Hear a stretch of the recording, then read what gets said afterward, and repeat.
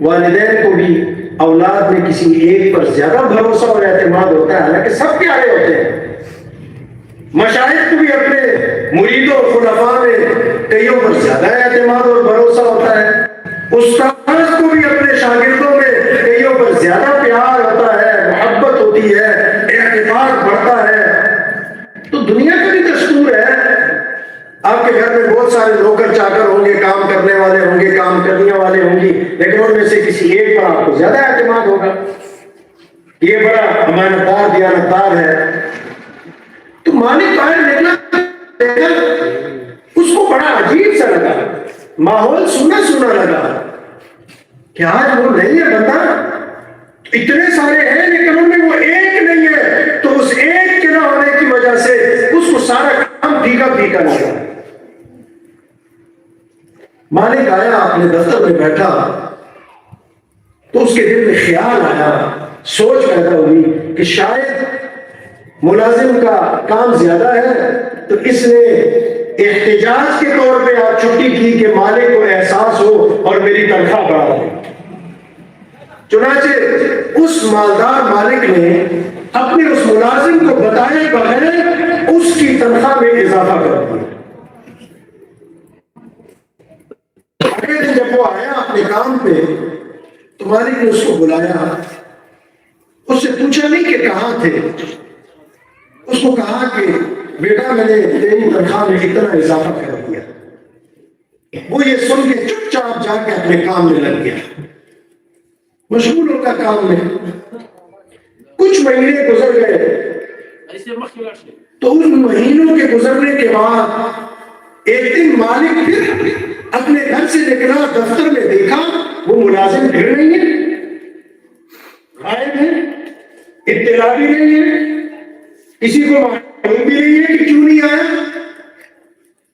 اب کی بات مالک نے سوچا یار یہ عجیب آدمی ہے، پہلے اس نے دعویٰ کیا میں نے اس کی تنخواہ بڑھا دی، لگتا ہے کہ اس نے اب یہ معمول بنا دیا کہ میں روز ہڑتال کروں گا،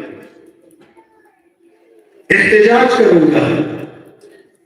آپ جانتے ہیں دنیا کے مختلف طبقوں سے آپ کا تعلق ہے، یہ روز کبھی ڈاکٹر او پی ڈی بند کر دیتے ہیں، ہڑتال پہ چلے جاتے ہیں، کبھی کوئی یونین بن جاتی ہے ہڑتال کرتے ہیں، کبھی کوئی ہڑتال پہ چلے جاتے ہیں کہ ہمارا۔ تو کبھی آپ نے کسی مسجد کے امام صاحب کو بھی دیکھا ہے کہ اس نے نمازیں پڑھانا چھوڑ دی ہو، منبر چھوڑ دیا ہو کہ مقتدی میری تنخواہ نہیں بڑھا رہے لہذا میں تمہیں نمازیں نہیں پڑھاؤں گا؟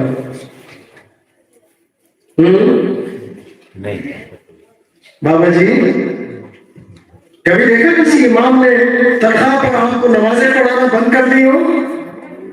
کیوں؟ ایک امام کی تنخواہ تو ہمارے سرکاری ایک چپراسی سے بھی کم ہے، لیکن وہ ہماری خدمت کتنی کرتا ہے۔ کبھی اس کو بھی سوچے ٹھنڈے دل کے ساتھ، وہ کیوں احتجاج نہیں کرتا؟ اس لیے کہ اس کا بھروسہ آپ پر نہیں ہے، آپ کے پروردگار عالم پر ہے۔ بے شک اس لیے اللہ تعالیٰ اس کم میں بھی اس کو برکت اور فراوانی عطا کر دیتے ہیں، وہ خوش رہتا ہے، اس کے بچے خوش رہتے ہیں، اس کا گھرانہ خوش رہتا ہے، اللہ اس کو دل کا سکون عطا کر دیتے ہیں۔ تو اس مالک نے سوچا کہ یہ لگتا ہے اس نے معمول بنا دیا، ہر کچھ عرصے بعد یہ اب وہ ایک دن نہیں آئے گا تو میرا تو نقصان ہے۔ چنانچہ مالک نے فیصلہ کر لیا کہ جو پہلی دفعہ غیرحاضری پر میں نے بڑھائی تھی اب وہ میں واپس کر دوں۔ اگلے دن جب وہ آیا مالک نے اس کو اطلاع کر دی کہ بھائی تیری جو وہ تنخواہ میں نے بڑھائی تھی وہ میں نے واپس کر دی، اب تجھے اضافی تنخواہ نہیں ملے گی، پرانی تنخواہ پہ کام کر۔ وہ نوجوان چلا گیا، اس نے اپنا کام کاج شروع کر دیا۔ 2-3 دن مالک چپکے سے اس کو دیکھتا رہا کہ شاید یہ کام میں کام چوری کرے، شاید اس کے چہرے کے تاثرات بدل جائیں، شاید اس کے کام میں فرق آ جائے، اس کی طاقت اور توانائی میں فرق آ جائے۔ انسان ہے ہوتا ہے یہ۔ تو اس مالک نے 2-3 دن یہ منظر دیکھا جب اس کو کوئی فرق نہیں لگا تو اس نے اس ملازم کو اپنے دفتر میں بلایا، کہا بیٹا ادھر آؤ،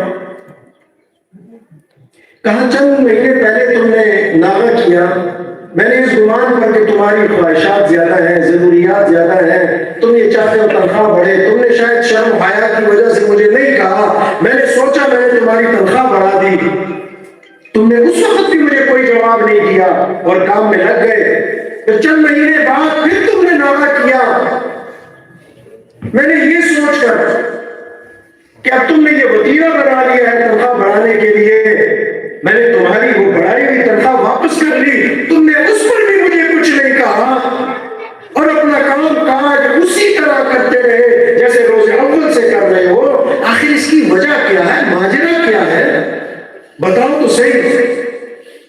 اس نوجوان نے کہا میرے محترم، میرے مالک، میرا یہ یقین ہے کہ روزی کا مالک اللہ ہے، تو پھر میں آپ ناراضگی کا اظہار کیوں کروں؟ سبحان اللہ۔ جب میں نے پہلے دن چھٹی کی تھی تو اس وقت میرے گھر میں اللہ تعالیٰ نے مجھے ایک بیٹی کی نعمت سے نوازا، اپنے بیوی کا ساتھ دینے کے لیے میں گھر میں رک گیا، جب میں اگلے دن آیا آپ نے مجھے بلایا اور مجھے یہ خوشخبری سنائی کہ تمہاری روزی میں میں نے اتنا اضافہ کر دیا ہے، تنخواہ بڑھا دی ہے، تو میں نے تمہیں اس پر وہ دے دیا، الاؤنس بڑھا دیا، تو میں نے اس وقت اپنے رب کا شکر ادا کیا کہ اے پروردگارا، میرے گھر میں نیا مہمان آیا، اب خرچ بھی زیادہ ہوگا تو تو نے اس نئے مہمان کی آمد پر میرے رزق میں فراوانی عطا کر۔ سبحان اللہ۔ اور جب یہ دوبارہ میں نے دوسرا کئی مہینے بعد دوسرے دن ناغہ کیا، یہ چھٹی میں نے ایک دن کی اس لیے کی کہ میری بوڑھی پیاری ماں جی اللہ کو پیاری ہو گئی تھی، ان کی تجہیز اور تکفین میں مشغول تھا، میں نہیں آ سکا، جب اگلے دن میں آیا تو آپ نے مجھے کہا تیری روزی میں نے واپس اس پرانی پوزیشن پر لوٹا دی، جو اضافہ کیا وہ ختم کر دیا تھا، تو میں نے تب اپنے رب کا شکر ادا کیا کہ اللہ جب پہلے مہمان آیا تو نے زیادہ کر دیا، جب یہ دوسرا تو نے مجھ سے واپس وہ نعمت لے لی تو اس کے حصے کی روزی بھی تو نے مجھ سے واپس لے لی۔ اللہ اکبر۔ وہ جب چاہتا ہے ضرورت کے مطابق عطا کرتا ہے، اور جب ضرورت نہیں ہوتی تو اس کو واپس بھی لے لیتا ہے تاکہ انسان آزمائش میں نہ پڑے۔ اللہ۔ تو اس لیے میرے نوجوان علماء اور بالخصوص فارغ ہونے والی بیٹیوں، کبھی اس لالچ میں نہ پڑنا کہ فلاں دنیاوی منصب میں مجھے بہت کچھ ملے گا، اللہ کی دین کو سامنے رکھ کے اس کو مقدم کر دو، نہیں، دنیا کا ایک مالک ایک دن کے ناغے پر اگر اپنے ملازم کا احترام کرتا ہے، وہ کریم رب جل جلالہ جس کا کلام جس کے سینے میں ہو، وہ مصطفیٰ کریم جو میرے رب کی کریم ذات کا ایک کریم تحفہ امت کے لیے انسانیت کے لیے ہے، ان کی احادیث کے خادم کو اللہ تعالیٰ دنیا والوں کے سامنے کیسے ذلیل و خوار کرے گا؟ لیکن یہ مقام پانے کے لیے ضروری ہے کہ میں اپنے اعمال کے اندر اخلاص کی دولت پیدا کروں، نیت کی تصحیح کروں، نیت میں اخلاص لاؤں۔ قرآن کریم میں اللہ جل جلالہ نے اور حدیث مبارکہ میں جناب رسول اللہ صلی اللہ علیہ وسلم نے ہمیں اپنے اعمال کے محاسبے کا حکم دیا ہے۔ تم جو عمل کرو، جو فعل کرو، تم جس حال میں بھی رہو، اپنی نیتوں کو صالح رکھو، خالص رکھو، درست کر دو، اللہ تعالیٰ قدم قدم پر تمہاری مدد اور رہنمائی فرمائیں گے۔ بے شک اور میرے شیخ و مرشد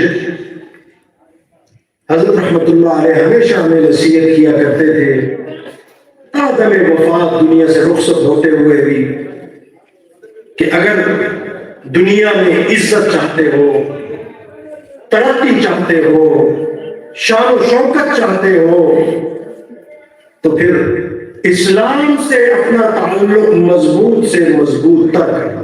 سبحان اور داعی اسلام، محلل انسانیت، امام الانبیاء، خاتم النبیین، جناب محمد رسول اللہ صلی اللہ علیہ وسلم کی کامل اتباع شروع کر دو۔ جب آپ یہ کریں گے تو اللہ جل جلالہ آپ کو اس معاشرے میں بھی ترقی عطا فرمائیں گے، اور اللہ جل جلالہ آپ کے گھروں میں دین کی خادمائیں اور دین کے خادم، قرآن کے حافظ، اپنے محبوب ترین بندے عطا فرمائیں گے۔ میرے آقا جناب نبی کریم صلی اللہ علیہ وسلم نے فرمایا، اللہ کے نزدیک سب سے پسندیدہ وہ شخص ہے، وہ مرد اور وہ عورت ہے جس کو اللہ اپنے دین کی سمجھ عطا فرما دیتے ہیں، جس کو دین کی فقاہت عطا فرما دیتے ہیں۔ حدیث میں ہے، رسول کریم صلی اللہ علیہ وسلم نے فرمایا، کائنات کے معزز ترین لوگ وہ نہیں ہیں جو بڑے بڑے مسئلوں پر جھوٹ کے ساتھ بیٹھ جائیں، بلکہ کائنات کے معزز ترین اشراف امتی حملۃ القرآن، جو صاحب قرآن بن جائے، حاملین قرآن بن جائے، جن کی سینوں میں اللہ کا کلام محفوظ ہو جائے، جن کی سینوں میں اللہ کے کلام کا نور آ جائے، اور وہ حدیث مصطفیٰ صلی اللہ علیہ وسلم سے اس کے انوارات سے مزین ہو جائے، وہ معزز ترین لوگ ہیں۔ اور آپ سے اے سرکارستان، اے والدین، ایک درخواست کرتا ہوں، ان علماء کی قدر کریں، ان بزرگان دین اور دین کے خادموں کی قدر کریں، اس ادارے کے بانی کی قدر کریں، اس ادارے کے اساتذہ کی قدر کریں۔ مولانا عبد الوحید صاحب کو اللہ نے اس جوانی کی عمر میں احادیث پڑھانے کی توفیق ویسے ہی نہیں بخشی، اس کے پیچھے بھی ایک بڑی کہانی ہے، ان کی قدر کریں۔ اگر آپ ان کی قدر کریں گے، اللہ تعالیٰ آپ کے گھروں میں بھی دین کے خادم، اور آپ کے بڑھاپے میں، جوانی میں راحت کے لیے دین کے حافظ، دین کے خادم اور دین کے غلام پیدا کر دیں گے۔ آج کہتے ہیں کہ پاکستان مدارستان بن رہا ہے، سنا آپ نے؟ 4-5 دن پہلے ہمارے جنرل صاحب کہہ رہے تھے پاکستان حافظ مدارستان بن رہا ہے۔ تو پاکستان بنا کس مقصد کے لیے تھا؟ بنیادی مقاصد کبھی پڑھے انہوں نے؟ قرارداد مقاصد کا مطالعہ کیا انہوں نے؟ ہم ان کو دعوت فکر دیتے ہیں کہ وجود پاکستان کے مقاصد تو پڑھ لو۔ لاکھوں ماؤں، بہنوں، بیٹیوں نے، بزرگوں نے اپنی گردنیں کٹوائی، ماؤں نے اپنی جسموں کو لہو لہان کرایا۔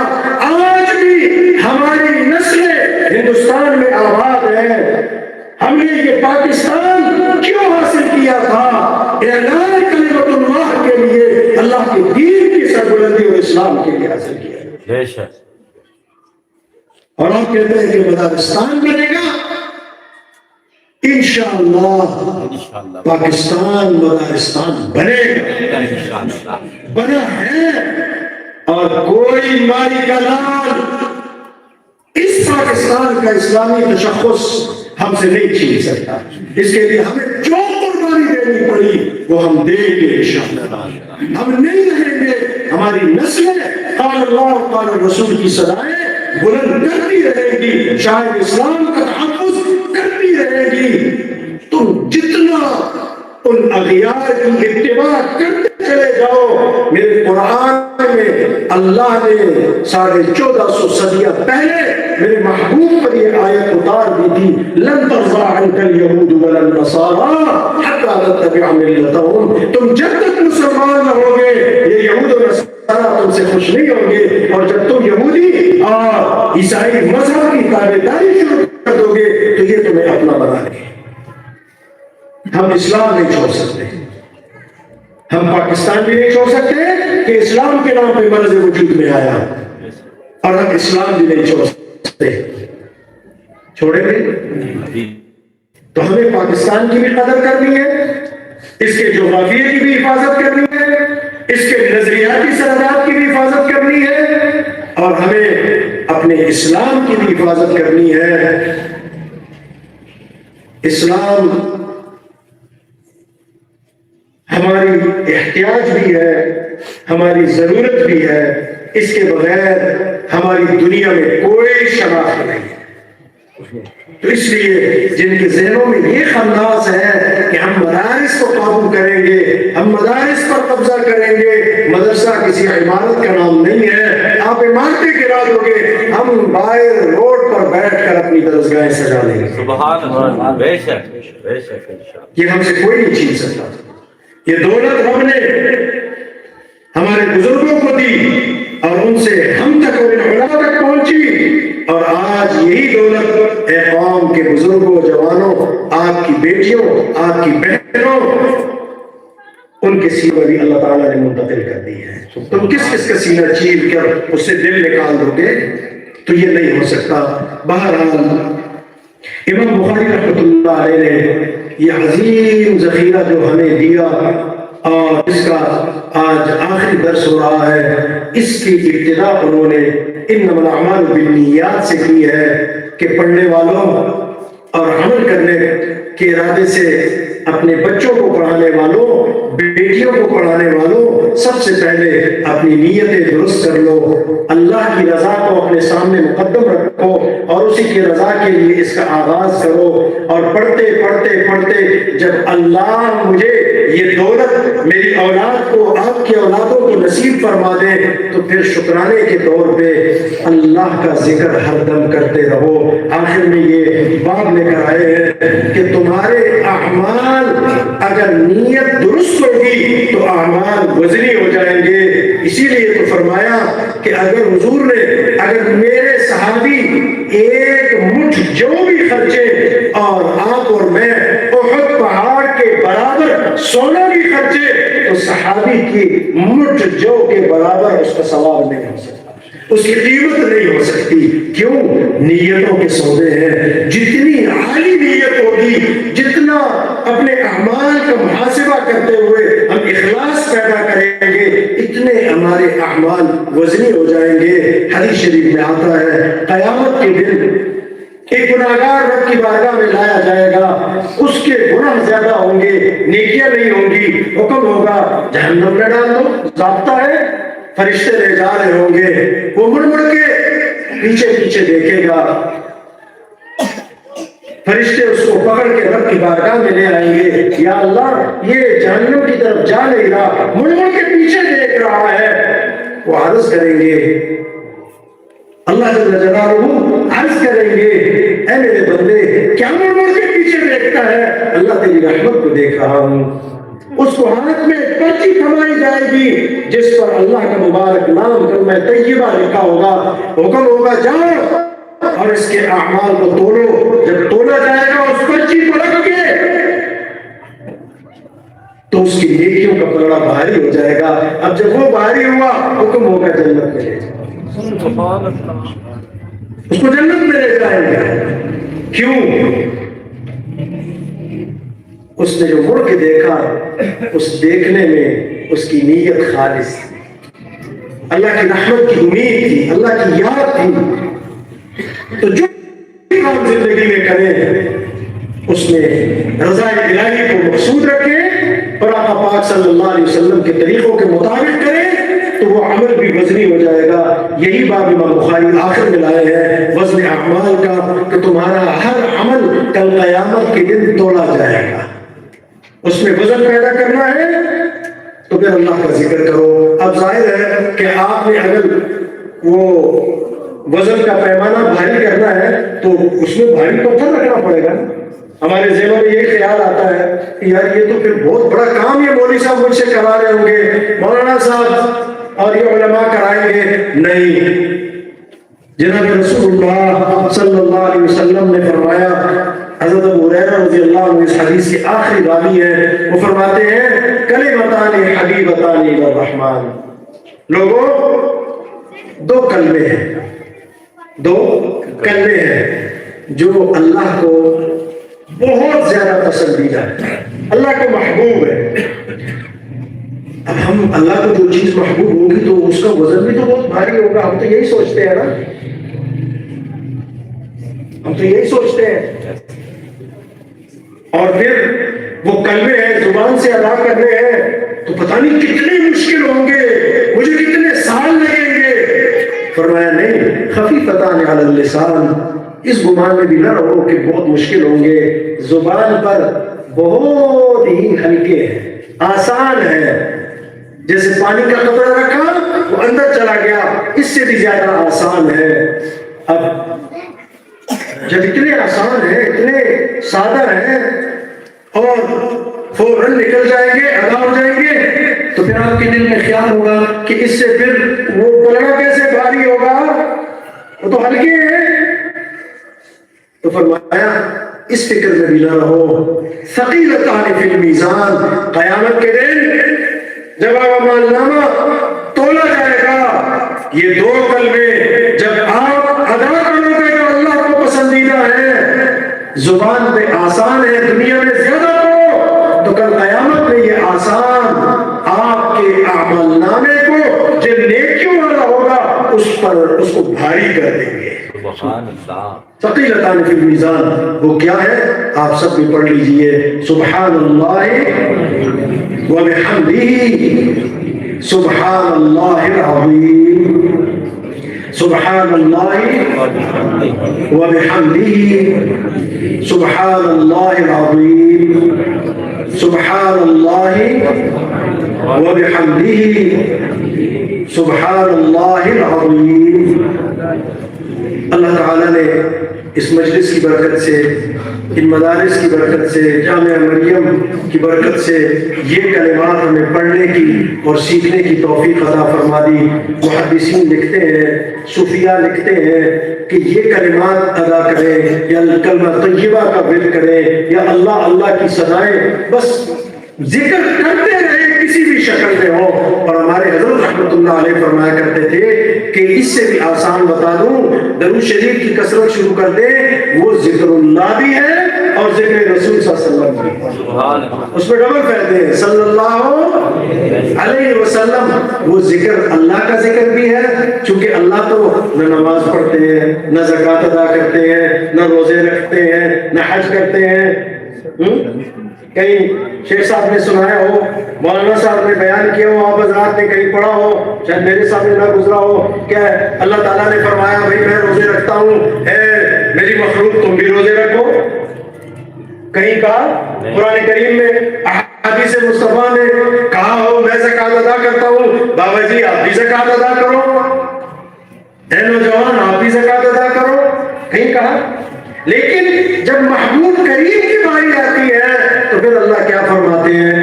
ان اللہ وملائکتہ یصلون علی النبی یا ایھا الذین آمنوا. ایمان والوں کو خطاب ہے، کیا کرو؟ صلو علیہ وسلموا تسلیما. ایمان والوں، میں اللہ خود فرماتے میں اللہ اور میرے فرشتے نوری مخلوق اپنی شان کے مطابق اپنے حبیب پر درود و سلام بھیجتے ہیں، صلاۃ و سلام بھیجتے ہیں. ایمان والو تم بھی یہ عمل کرو. سبحان اللہ. تو درود شریف یہ ذکر اللہ بھی ہے اور ذکر رسول صلی اللہ علیہ وسلم بھی ہے. میں آخر میں اپنی عزیزہ بیٹیوں سے کہوں گا کہ بہت فتنوں کا زمانہ ہے اور ہر طرف فتنے عام ہیں، بے پردگی کا، بے حیائی کا زمانہ ہے. میری بیٹیوں، اس مدرسے کی، اس جامعہ کی، اپنے اساتذہ کی اور ان کے مشائخ کی، اور بالخصوص اپنے محبوب آقا کریم صلی اللہ علیہ وسلم کی ان حدیث اور جو دین اللہ نے آپ کو اس کم عمری میں عطا کیا اس کی بہت لاج رکھنا، اپنی عفت پاک دامنی کی حفاظت کرنا، اپنی نظروں کی حفاظت کرنا۔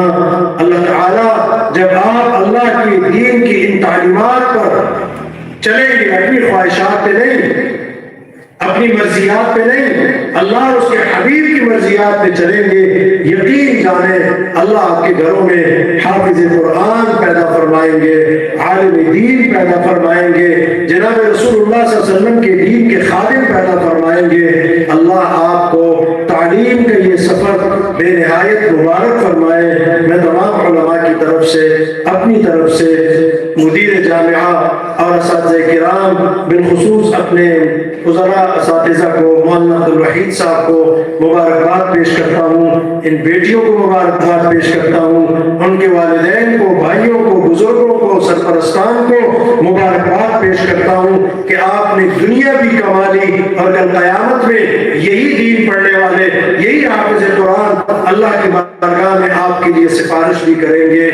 آج کا دن ہمارے لیے بلکہ پوری امت مسلمہ کے لیے بہت مغموم دن ہے۔ آج امت مسلمہ کے ایک عظیم ولی، اللہ کے دین کے ایک عظیم داعی اور خادم، ولی کامل حضرت اقدس پیر ذوالفقار نقشبندی رحمۃ اللہ علیہ اب سے کچھ دیر پہلے اللہ کو پیارے ہو گئے ہیں، اور گزشتہ روز حضرت مولانا پیر عبدالرحیم نقشبندی صاحب بھی اللہ کو پیارے ہو گئے ہیں۔ یقین جانیں آج یہ خوشی کا موقع ہے، دل باغ باغ ہے یہ باغ و بہار دیکھ کے، لیکن آسمان کی طرف نظر اٹھاتے ہیں تو ایک غم کی کیفیت ہے فضا میں۔ اللہ کا ولی جب اٹھتا ہے تو وہ صرف ایک گھرانے کا نقصان نہیں، بیٹوں کا، اولاد کا، رشتہ داروں کا نقصان نہیں، موت العالم موت العالم، ایک عالم کی، ایک اللہ کے ولی کی موت وہ کل جہان کی موت ہوتی ہے۔ وہ اپنے ساتھ علوم نبوت کے ایک ذخیرہ لے کے چلا جاتا ہے، وہ رحمتوں کا صاحبان ہوتا ہے، وہ سارے صاحبان اپنے ساتھ لے جاتا ہے۔ آج کا دن ہم سب کے لیے بہت غم کا دن ہے، اور بالخصوص علماء، صوفیاء، مشائخ، مدارس کے لیے آپ سے لجاجت سے درخواست ہے، اللہ کے ان ولیوں کے جانے پر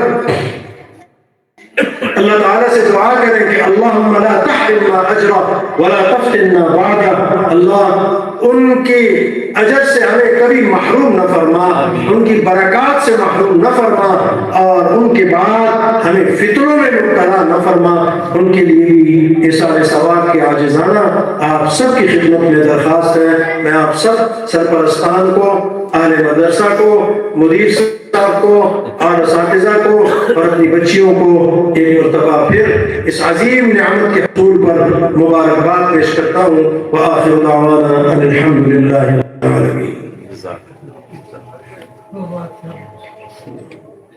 آمین۔ الحمد للہ رب العالمین والعاقبۃ للمتقین، والصلاة والسلام على سيدنا وحبيبنا ونبينا وشفيعنا ومولانا محمد وآله وأصحابه أجمعين۔ اللهم ربنا تقبل منا إنك أنت السميع العليم وتب علينا إنك أنت التواب الرحيم۔ اللهم أرنا الحق حقا وارزقنا اتباعه وأرنا الباطل باطلا وارزقنا اجتنابه۔ اللهم إنا نسألك علما نافعا ورزقا واسعا وشفاء من كل داء، رب ارحمهما كما ربياني صغيرا۔ اللهم اغفر للمؤمنين والمؤمنات والمسلمين والمسلمات، جزا الله عنا سيدنا ومولانا محمدا صلى الله عليه وسلم وآله۔ اللهم اجعلنا شيخنا ومشايخ شيخنا إلى رسول الله صلى الله عليه وسلم۔ اللہ بابر یا کریم اللہ، ہماری جن بچیوں نے علوم نبوت کے ان علوم کی تحصیل کی ہے، بخاری شریف کی آخری حدیث پڑھی ہے، اللہ ان کے سینوں کو احادیث کے انوار سے منور فرما دے، ان کو اس علاقے، اپنے گھرانوں، خاندانوں اور معاشرے کے لیے ہدایت کا ذریعہ بنا دے۔ اللہ ان کو اپنے اساتذہ اور اللہ احادیث مبارکہ کی اور دین کی لاج رکھنے کی توفیق عطا فرما دے۔ اللہ ان کے والدین پر اپنی رحمت نازل فرما۔ اللہ ہم سب کے گھروں میں قرآن کریم کے حافظ پیدا فرما، احادیث مصطفیٰ صلی اللہ علیہ وسلم کے حافظ پیدا فرما، دین کے خادم پیدا فرما۔ اللہ یہ علماء تشریف لائے ہیں، حفاظ قرآن تشریف لائے ہیں، تیرے دین کے خادم ہیں، اللہ ان کی زندگیوں میں برکتیں عطا فرما۔ ہمارے بہت پیارے ناتخوان بھائی جمیل تنوری صاحب بیمار ہیں، علالت میں، اللہ ان کو اپنے حبیب کے صدقے شفا کاملہ عاجلہ دائمہ مستمرہ عطا فرما۔ جتنے بیمار ہیں مجمع میں اللہ سب کو شفا نصیب فرما، روحانی امراض ہیں دور فرما، جسمانی امراض ہیں دور فرما، مقروض ہے قرض ادا فرما، پریشان حال ہے پریشانیاں دور فرما یا رب العالمین۔ اے اللہ جو جس کے دل میں جو حاجت ہے آج کی اس مبارک مجلس کی برکت سے اس حاجت کو قبول فرما۔ اللہ یہ تقریب مبارک ہے، آج کا یہ دن 22 جمادی الثانی خلیفہ بلا فضل سیدنا حضرت صدیق اکبر رضی اللہ عنہ کے یوم وصال ہے۔ اللہ یہ جو کچھ بیان ہوا، جو کچھ پڑھا گیا، سنا گیا، اس کا ثواب اپنے فضل و کرم سے قبول فرما کر اپنے آقا کی خدمت میں عطیہ فرما۔ آپ کے صدقے اور طفیل تمام انبیاء، صحابہ کرام، اہل بیت اطہار، اولیاء امت، ہمارے اساتذہ، مشائخ، محسنین، جملہ جمیع مسلمین، مومنین، مومنات سب کی ارواح کو پہنچا، اور بالخصوص ہمارے اے اللہ ہمارے سردار حضرت ابوبکر رضی اللہ عنہ کی خدمت میں عطیہ فرما۔ آپ کی برکت سے حضرت پیر ذوالفقار صاحب نور اللہ مرقدہ، پیر عبد الرحیم نقشبندی صاحب، اللہ ان کی ارواح کو اور ہمارے تمام بزرگوں کی ارواح کو اس کا ثواب پہنچا دے۔ اللہ جو غم آج کے دن امت کو ملا، اللہ اللہ اللہ اس غم کو دور فرما دے اور ان کا نعم البدل عطا فرما دے۔ اللہ ان کی قبروں کو نور سے اور منور فرما، جنت میں عالی مقامات عطا فرما۔ تمام پسماندگان امت مسلمہ سب کو اللہ صبر اور اجر عطا فرما۔ یہ جتنے ہاتھ پھیلے، یہ جھولیاں پھیلی، اللہ سب کو رحمت سے مالا مال فرما۔ ہمارے جامعہ مریم کو تا صبح قیامت شاد اور آباد فرما۔ اللہ اس کو آباد کرنے والوں کو آباد فرما۔ مدارس دینیہ کو پیار کی نظر سے دیکھنے والوں کو اپنا محبوب بنا دے۔ اللہ ان سے تعاون کرنے والوں کی جان مال عزت آبرو کی حفاظت فرما۔ یہ نوجوان آئے ہیں، اللہ ان کی جوانیوں کو بابرکت فرما، ان کے روزگار میں اضافہ فرما، ان کی تعلیم میں برکتیں فرما۔ اللہ یہ بوڑھے آئے ہیں، ان کے بڑھاپوں کو بابرکت فرما، ہر تکلیف سے دکھ درد سے محفوظ فرما۔ یا اللہ علماء آئے ہیں، ان کے علوم میں برکتیں فرما، اللہ ان کے فیضان کو اور عام فرما، ترقیات سے مالامال فرما۔ دارالعلوم زکریا سمیت ہمارے جتنے تعلیمی ادارے ہیں، خانقاہیں ہیں، مراکز تبلیغ ہیں، اللہ سب کی آبادی بھی فرما، سب کی حفاظت بھی فرما۔ یا رب العالمین، آپ نے پیارا پاکستان ہمیں انعام کے طور پہ عطا کیا، حبیب و محبوب صلی اللہ علیہ وسلم کے صدقے میں عطا کیا، صحابہ اہل بیت کی برکت سے عطا کیا، اولیاء بزرگوں و ہمارے محسنین کی قربانیوں کے صلے میں عطا کیا۔ اللہ اس پاکستان کی حفاظت فرما دے، اس کے چپے چپے کی حفاظت فرما، اس میں بسنے والی عوام، اقوام، افراد، اداروں کی حفاظت فرما، مدارس علماء کی حفاظت فرما۔ اللہ دین ہمارے محمدی نظام ہمارے ایوانوں میں، عدالتوں میں، کچہریوں میں، گھرانوں میں، وجودوں میں، بازاروں میں اللہ اس کو نافذ فرما دے۔ پاکستان کے دشمنوں کو ہدایت دے، اگر پاکستان ہدایت مقدر نہیں تو جہاں جس ادارے میں جس شکل میں اللہ پاکستان کے دشمن ہے اس دھرتی کو ان سے پاک فرما دے۔ پوری امت مسلمہ کی حفاظت فرما، حرم پاک کی حفاظت فرما۔ کریم اللہ جس طرح آپ نے ہمیں یہاں اکٹھے کیا اسی طرح ہم سب کو اپنے والدین بھی، بچوں، رشتہ داروں، تعلق محبت والوں کے ساتھ بار بار ادب و عظمت کے ساتھ حرم پاک کی حاضریاں مقدر فرما، حج اور عمروں کی سعادتیں نصیب فرما، دنیا کے غموں سے بے غم فرما، آخرت کا سفر آسان فرما، خاتمہ ایمان پر فرما۔ جب تک زندگی ہے سعادت کی زندگی، دین اور ملت اور قوم کی خدمت کے لیے قبولیت نصیب فرما۔ ہمارے جتنے اکابر جا چکے ان کی قبروں کو نور سے منور کر دے، اور جتنے اس وقت حیات ہیں، مدارس سے وابستہ، درس و تدریس سے وابستہ، اللہ پاک دین کے جس شعبے سے وابستہ ختم نبوت کا کام کر رہے ہیں، دفاع صحابہ اہل بیت کا کام کر رہے ہیں، اصلاح امت کا کام کر رہے ہیں، تبلیغ کا کام کر رہے ہیں، اللہ مدارس کو آباد کر رہے ہیں، اللہ سب کی جان مال کی حفاظت فرما، رفقا کی حفاظت فرما، خاص طور سے فتنوں کے اس دور میں حضرت مولانا فضل الرحمان صاحب جو دین کے ہر شعبے میں اللہ سب کی تائید بھی فرما رہے ہیں اور اللہ کوشش بھی کر رہے ہیں، اللہ ان کی اور ان کے رفقا کی حفاظت فرما دے، ہماری تمام جماعتوں جمعیتوں جمعیت علماء اسلام سمیت سب کی حفاظت اور سب کی آبیاری فرما دے، ہمارے حکمرانوں کو بھی عقل سلیم عطا فرما دے، آپ کے حبیب و محبوب صلی اللہ علیہ وسلم نے جتنی خیریں مانگی ہم سب حاضرین بھی مانگتے ہیں، امت کے لیے مانگتے ہیں، غائبین کے لیے مانگتے ہیں، وہ ساری خیریں، وہ بلائیاں، وہ رحمتیں، وہ برکتیں اپنے ان فاضلات بچیوں کے لیے، ان کے والدین کے لیے مانگتے ہیں، اللہ وہ ہمیں نصیب فرما دے، جن شرور سے آقا نے پناہ مانگی ہم سب پناہ مانگتے ہیں، پناہ نصیب فرما، جگہ کی تنگی ہے اللہ اس کو اور وسعت عطا فرما، قبولیت کے ساتھ عطا فرما، جتنے اہل مدارس تشریف لائے، ائمہ خطبہ تشریف لائے، اللہ ان کی جگہوں میں بھی اور وسعتیں اور برکتیں عطا فرما دے، پاکستان کو امن، چین، سکون، عافیت کا گہوارہ بنا دے، آمین بجاہ النبی الکریم صلی اللہ علیہ وآلہ وآصحابہ اجمعین برحمتک یا ارحم